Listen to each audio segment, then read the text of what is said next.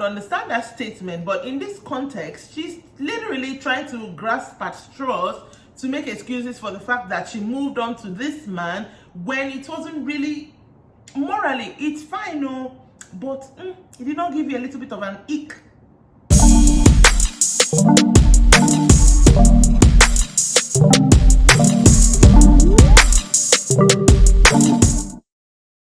Welcome to Roundup with Naija Chick. This is your BBNaija Level Up Season Reunion Day 9 Roundup.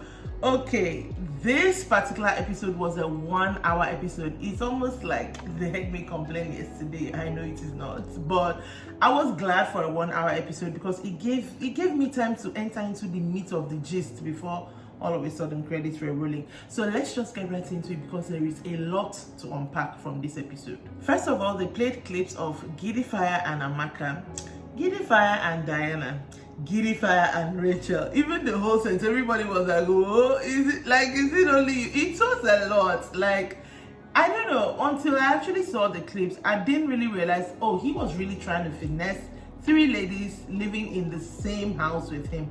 That is crazy. Like, that is really, really crazy. I have my notes with me because it was a lot and I don't want to leave anything out. All right, so the first person Ebuka heard from was Rachel. She's the one who hasn't really spoken about this square of a relationship. Anyway, so Rachel was like, Giddyfire used to gist me about how he wants to be with Diana, but Diana will be pushing him to Amaka. Ebuka was now like, where in this gist did it now become you and him? And she was like, she didn't have any feelings, she was just having fun. Remember that Rachel was a rider, so maybe that also contributed to her not being really serious about the whole thing. And then they talked about the garden issue where she and Diana got into an altercation and Diana called her a lot of names. And Rachel was like, I did not respond to her because I was dealing with my own things at the time, but she had no reason to speak to me that way. Of course, the fight was over Giddyfire. Diana in responding was like, the day of that particular incident between her and Rachel, that earlier on Giddyfire had told her, I like you. And then during the party, dancing is going on, she was dancing with Doyin. All of a sudden she realized she couldn't see Giddyfire and she couldn't see Rachel, so maybe she started suspecting something was up. And then she asked Doyin to escort her to the bathroom. On the way to the bathroom, she said she saw Bella and Shex, and Bella was like, kind of, how someone is trying to not prevent you from moving forward so that you cannot, just prevent you from moving forward. So she clocked that already, so she kept going to the bathroom. And then she saw Rachel and Giddyfire, and Rachel was in a very compromising position. The way she did it, she was like this. It was very funny. Like, Diana is so effortlessly funny. Her thing was this: you told me you liked me hours ago, and then I'm coming up here and I'm seeing you in a compromising position with someone. And apparently they had that discussion before, and she told him, no matter what you do, do not embarrass me on live TV. So she felt very embarrassed. So she's like, okay, she went into the bathroom that she was going to and then came out again, and Giddyfire had disappeared. So her talking to Rachel, she said she was more or less like, the anger was for Giddyfire, but Rachel was the only one available, and she downloaded everything to her. That she had apologized to her, she will still apologize to her now that was unwarranted. It's almost like Rachel wasn't really waiting for an apology because everybody seems to be wanting a fight because they started fighting. But Diana was trying to tell her, I even liked both of you together. I saw both of you like a relationship that could last outside of the house. You guys had chemistry, and all that. Rachel was like, the chemistry you saw was just friendship. I didn't even want him. And then she goes into the universal thing that I feel we ladies always say when things get this way: if I wanted him, I could have had him. And I'm like, once you say that as a woman, sorry, I don't know, that statement just rubs me off wrong. And so bloody well, who cares? They kept shouting over each other, really. Rachel was going on and on about her calling her names. You had no right to call me names and all that. Ebuka had to interject and now asking, okay, is she right? Like, is Diana right in saying that, Rachel was in a very compromising position? Then was like, she's right. They were in a very tight corner between the toilet and the fridge, which is the same thing that Diana said. So that cleared up that fact. But Rachel kept saying to Diana, why are you pained? If you said you didn't like him, you're contradicting yourself. Why are you pained?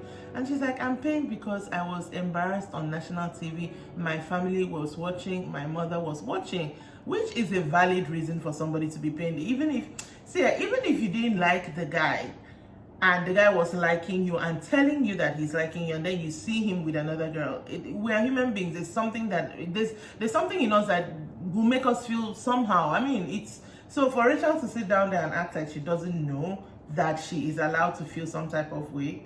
Come on, girl, please. Next up was the reason why we all gathered for this hour-long reunion episode.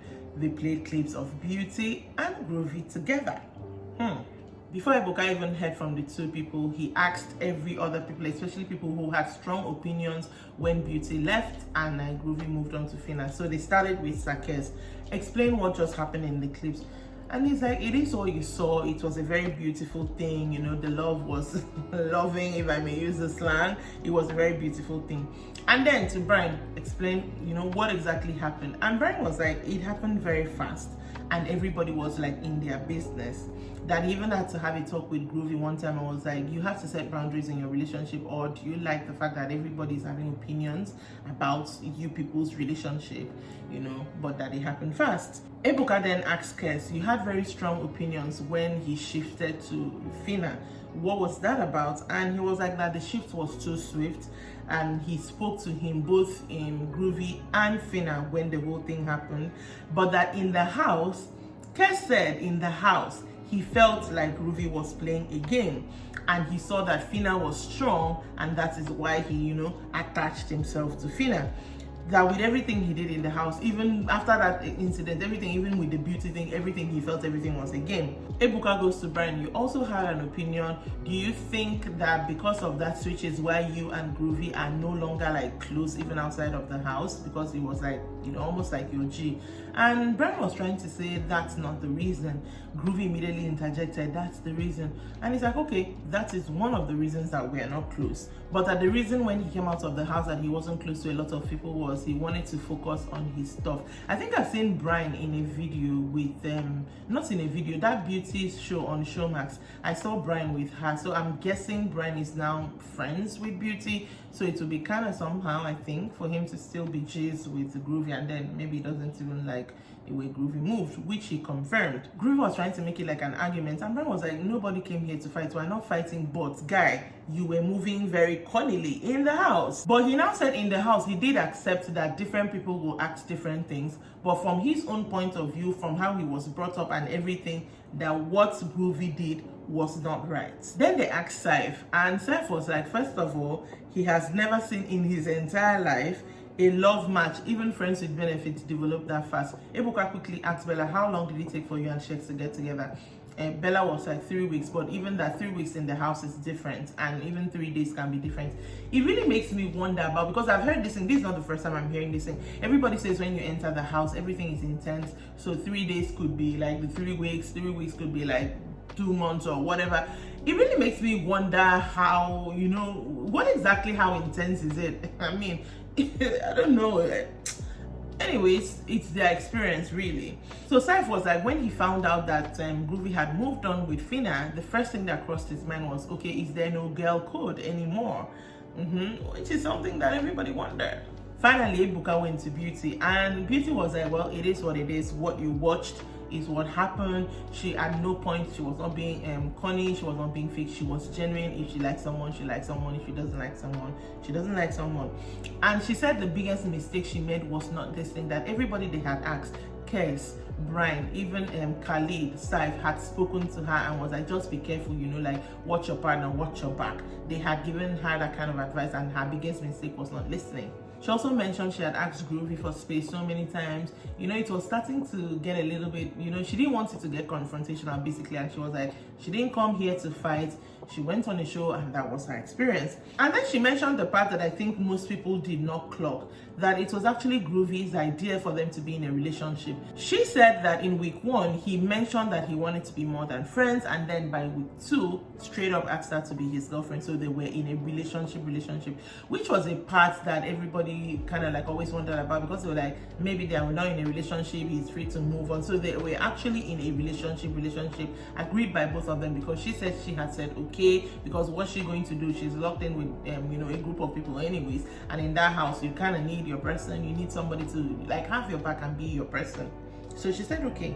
And then Ebuka went to Groovy. So first of all, because the narrative, again, like I said, existed that you guys were not in a relationship, did you ask her to be your girlfriend? And he's like, yes, I did. Okay. But he also said he also wasn't sure if she was being strategic about the relationship.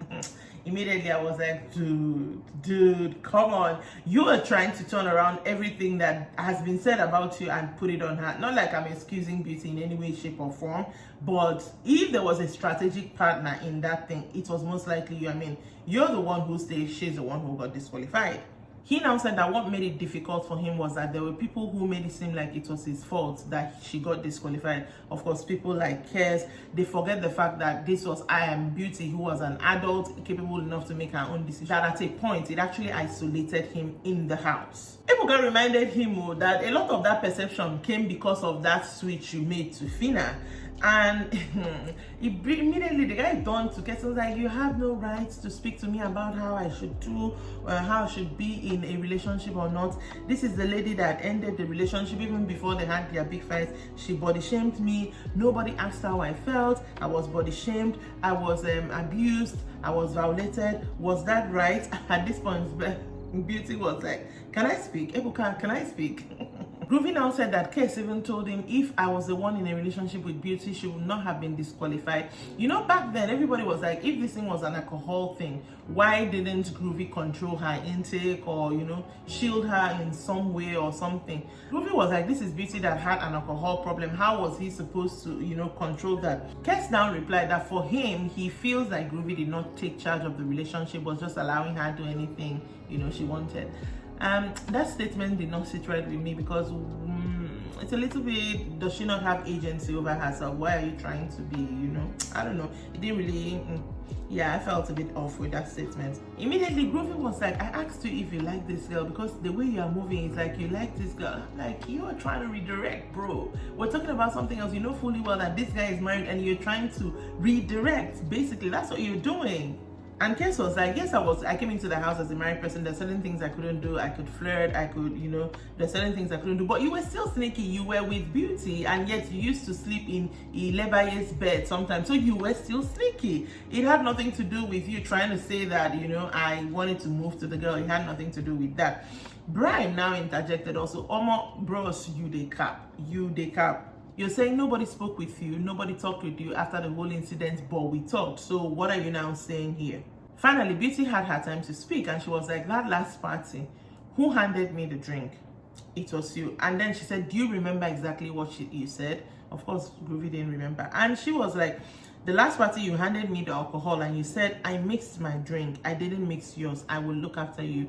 So I guess, even though I don't think she should have, you know, banked on what he said, but I guess to her that meant, okay, drink as much as you want. I'll make sure you do not act out. I'll make sure, you know, you're still in control of yourself and stuff like that. So, you know, I guess to her that was like a go ahead of some sort. She also mentioned the fact that when he spoke about the alcohol thing and the alcohol they found in her space, he knew fully well that she was planning with Brian a party for Khalid, I believe. So that alcohol, she even asked Biggie for. It was meant for that. It wasn't like she was hiding alcohol and drinking every odd hour, you know, drinking every time of the day. So she cleared that up. She said the only thing she has apologized for, and she will keep apologizing for, was the body shaming. That apparently she didn't even realize what she had said. After the fact, the next day, Saif actually called her out and said, do you realize what you said? Now repeated it to her and she was like, oh my God. And she came up one time, even back then in the house, even before her disqualification, and apologized to him, and she will keep apologizing.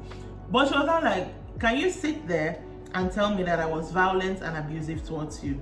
Groovy said yes. And she said, okay, I'll leave it to your conscience. Now, these are my opinions. They are not facts. But I think we watched what happened. I remember really discussing with a friend, why is she acting that way?